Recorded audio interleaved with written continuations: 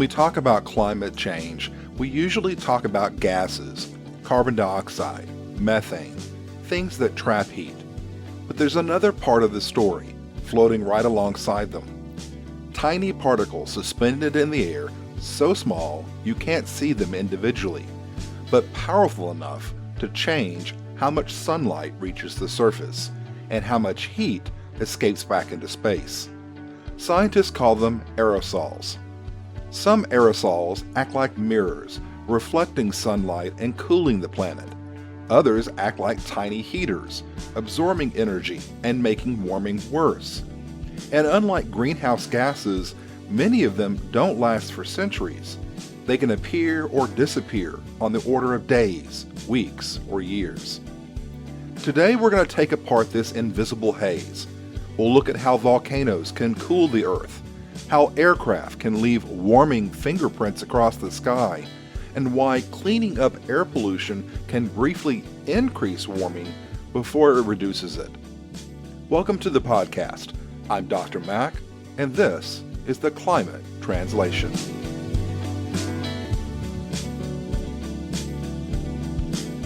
When a major volcano erupts, like Mount Pinatubo in 1991, it doesn't just throw ash into the air and call it a day. The most important climate impact comes from something you can't see very easily: sulfur dioxide gas. Pinatubo injected millions of tons of sulfur dioxide high into the stratosphere, that dry, stable layer of the atmosphere that's above the majority of our weather. That's important because once material gets into the stratosphere, it doesn't come out quickly. It hangs around. Up there, the sulfur dioxide reacted with the tiny amounts of water vapor and formed microscopic droplets of sulfuric acid. Those droplets spread around the globe, forming a thin, hazy layer. These droplets acted like mirrors. They scattered and reflected incoming sunlight back into space before it ever reached the surface. The result was less energy getting into the climate system. After the Pinatubo eruption, the average temperature of the entire planet dropped by about 0.5 degrees Celsius for more than a year. It was an amazing effect, and one my students often react to when we talk about it in class. Usually as a result of our discussion, a very reasonable question comes up. If volcanoes cool the planet, why can't they help cancel out some of the human-induced global warming? The answer is because aerosols and greenhouse gases play completely different games. Volcanic sulfate aerosols are short-lived. Over time, gravity wins. The particles slowly settle out of the stratosphere and fall back to Earth. Within a few years, the cooling effect is gone. Carbon dioxide, on the other hand, sticks around for much longer, centuries. So volcanoes can temporarily dim the lights, but they don't change the wiring. This is why scientists call sulfate aerosols short-term climate forcers. They don't set the long-term direction of the climate, but they can strongly influence temperature for a brief time. And that influence comes with side effects. Volcanic aerosols can change rainfall patterns. They can weaken monsoons. They can alter ozone chemistry in the stratosphere. Cooling the planet doesn't mean cooling it evenly or gently either. That complexity is why the next idea makes scientists uneasy. And that is, if volcanoes can cool the planet by reflecting sunlight, some people have asked, what if humans try to do that on purpose? The idea is called solar geoengineering, deliberately adding reflective aerosols to the stratosphere to reduce warming. On paper, the physics works. In practice, it's incredibly risky. You wouldn't be adjusting a thermostat. You'd be altering global circulation patterns, precipitation, and regional climates without any reliable way to stop it quickly if something went wrong. And critically, it won't fix the root problem. It won't reduce carbon dioxide. It won't stop ocean acidification.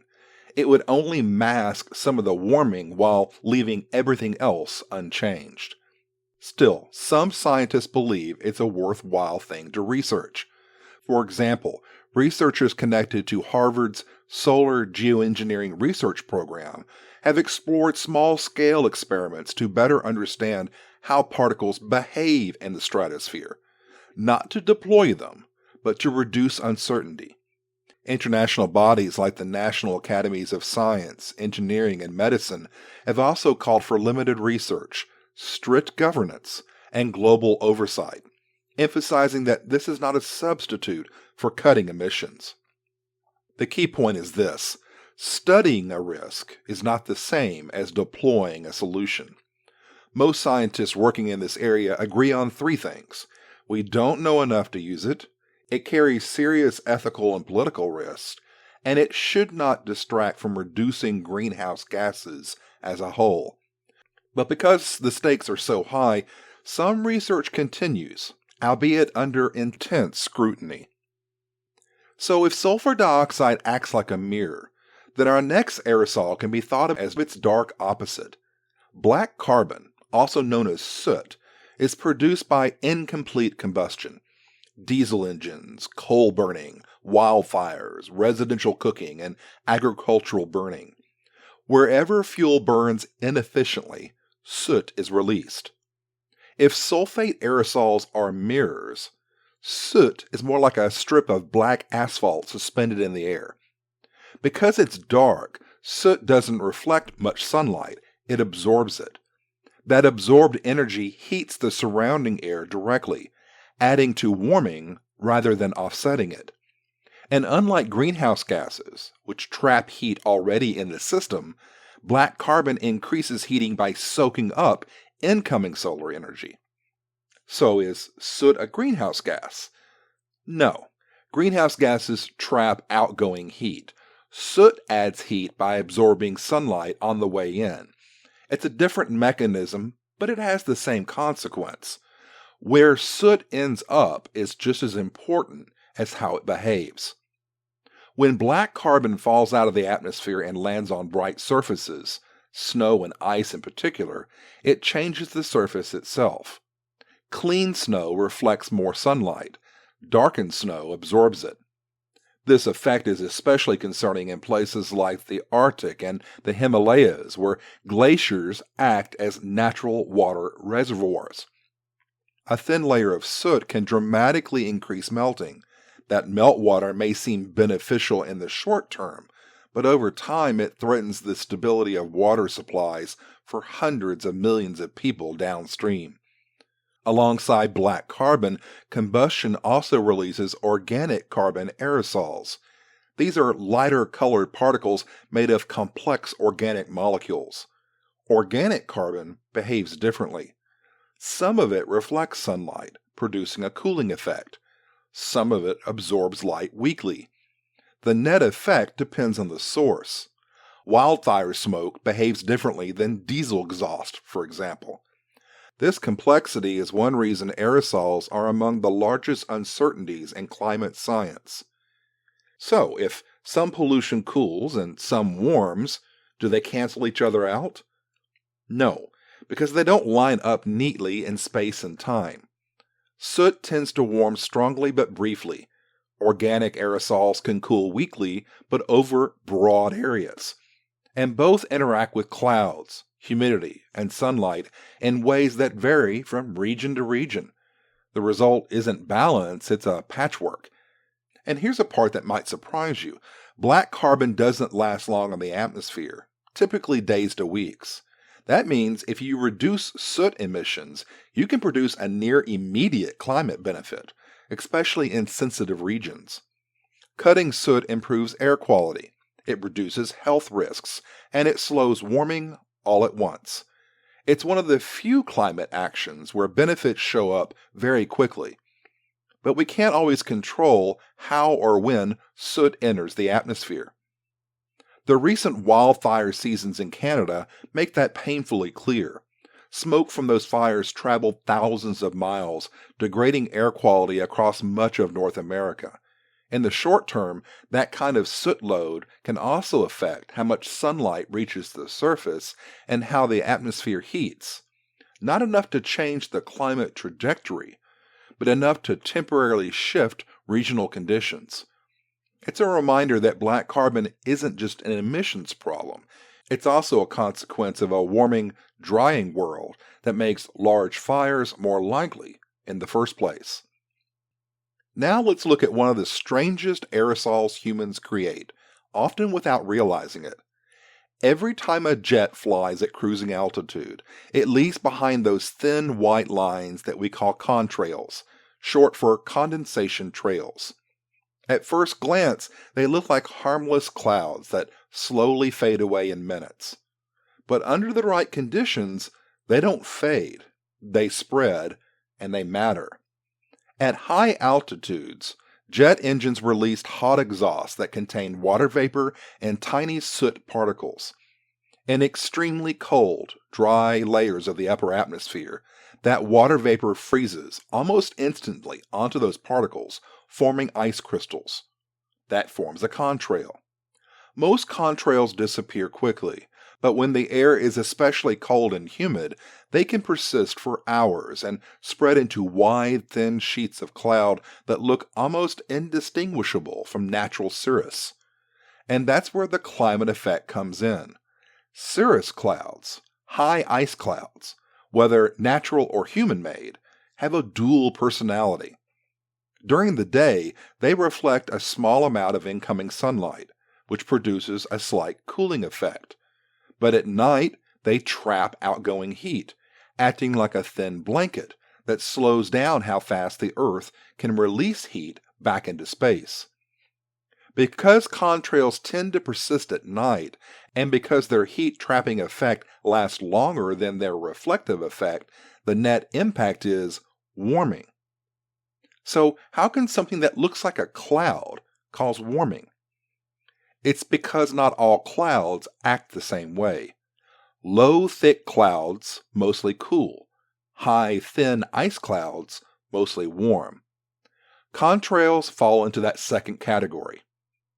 So, are airplanes worse than cars? No, but they're different. Most of aviation's climate impact still comes from carbon dioxide, just like any other fossil fuel use. But contrails add an extra short-lived warming effect that happens immediately, especially in busy flight corridors.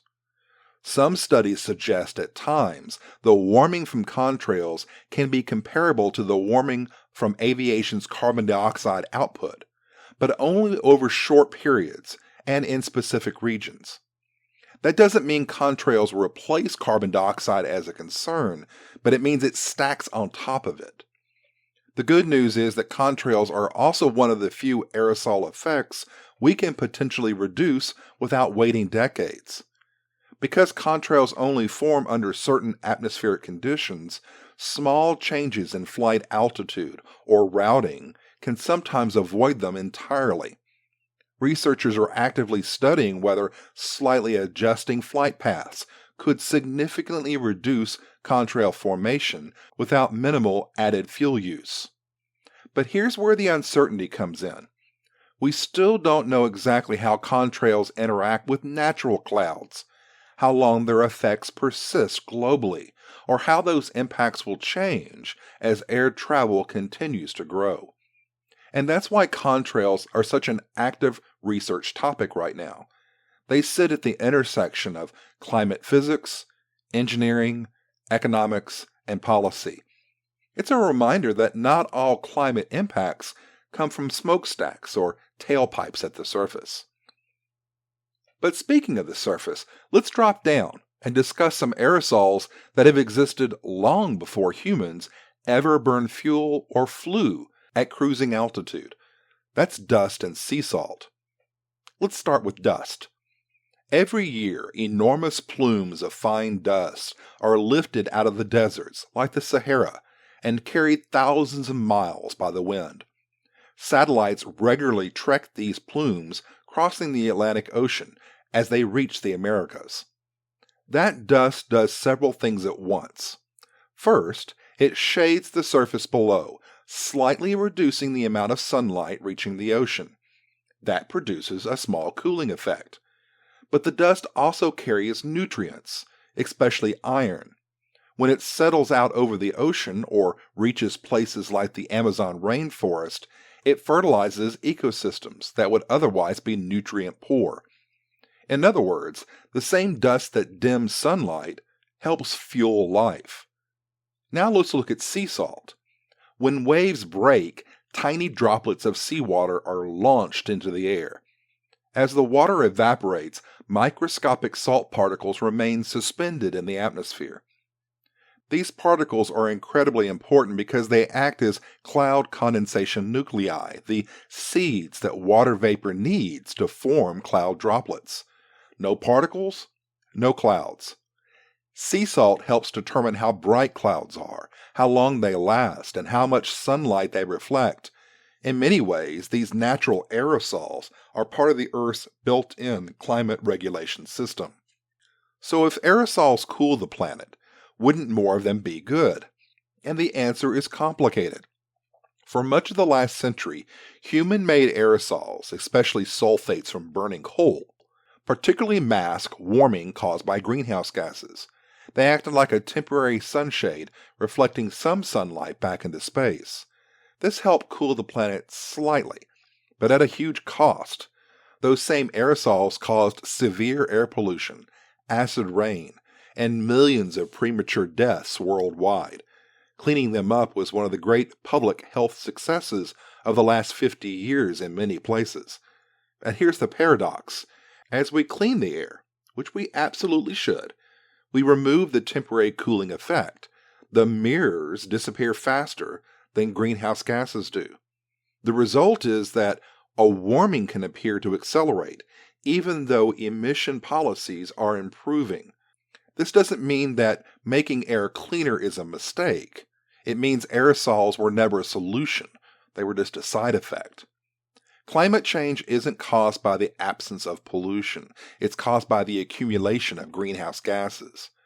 Aerosols complicate the process because they operate on a short timescale and are very localized, while greenhouse gases shape the long-term global trend. That's why aerosols are one of the hardest pieces of the climate system to model and predict. They cool and they warm. They help and they harm. They appear and disappear quickly. And they matter a lot. Understanding aerosols helps us make sense of why temperature changes don't always track exactly emissions perfectly year to year, and why cleaning up the air can briefly reveal warming that was already there. Aerosols remind us that the climate system isn't governed by one single lever. Some particles cool the planet by reflecting sunlight. Others warm it by absorbing energy. Some linger for years. Others vanish in weeks. And many do things at the same time, depending on where they are and where they appear. They are the invisible mirrors of our atmosphere, shaping how much energy gets in and how much gets out, and how unevenly those effects are felt across the globe. Understanding aerosols helps explain some of the climate puzzle that confuses so many people. They explain why temperatures don't rise smoothly year after year, why cleaning up air pollution can briefly reveal warming, and why short-term changes can never cancel out the long-term trends driven by greenhouse gases.